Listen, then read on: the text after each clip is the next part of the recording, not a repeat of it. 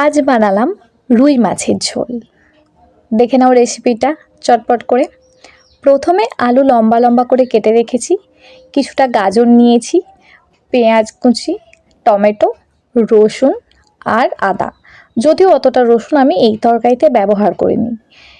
এবার মাছগুলো প্রথমে নুন হলুদ দিয়ে মাখিয়ে রেখেছিলাম। কড়াতে তেল গরম হয়ে গেলে তাতে মাছগুলো দিয়ে দিয়েছি। এখানে একটা কথা বলে রাখি, আমি নিজে কিন্তু খুব একটা মাছের ঝোলটা আলু দিয়ে পছন্দ করি না। কোনো একটা সবজি থাকলে ভালো লাগে, কিন্তু তাও একটু ইচ্ছা গেল অন্যরকম ট্রাই করি। এবার মাছগুলো এপিটোপিট করে বেশ ভালো করে লাল লাল করে ভেজে নিয়েছি। ভাজার পর মাছগুলো তুলে রেখেছি।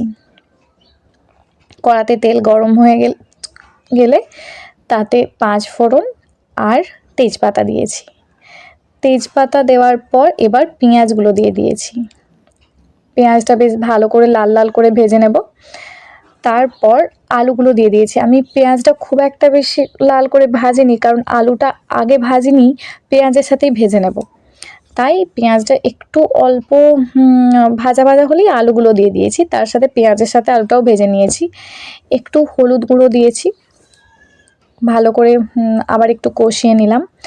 আর এখানে আমি রসুন বাটা ওটাও দিয়ে দিয়েছিলাম, ওটা দেখানো হয়নি। আর তারপর টমেটোগুলো দিয়ে ভালো করে নাড়াচাড়া করে নিলাম। এবার বেশ ভালো করে ভাজা ভাজা হয়ে গেলে আর একবার টমেটোগুলো একটু নরম হয়ে এলে তাতে আদা বাটা আর লঙ্কা গুঁড়ো দিয়েছি। লঙ্কা গুঁড়ো আর আদা বাটা দিয়ে বেশ ভালো করে আরও 2 মিনিট ধরে কষিয়ে নিলাম। দেখো বেশ ভালো করে কষানোই হয়ে গেছে। কষানো হয়ে গেলে এবার জল দিয়ে দিয়েছি।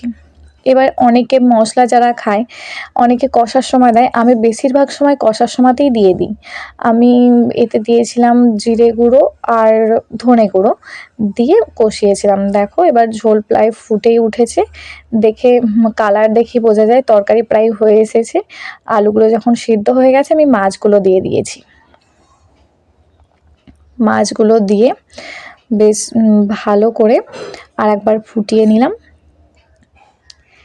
এবার মাছগুলো এবার নুন যারা যাদের টেস্ট মতো দিয়েছে, আমি আর আমাদের নুন একটুতেই কম খাই, তাই খুব একটা বেশি দেওয়া হয় না। চলো আমার রেসিপি রেডি, রুই মাছের ঝোল।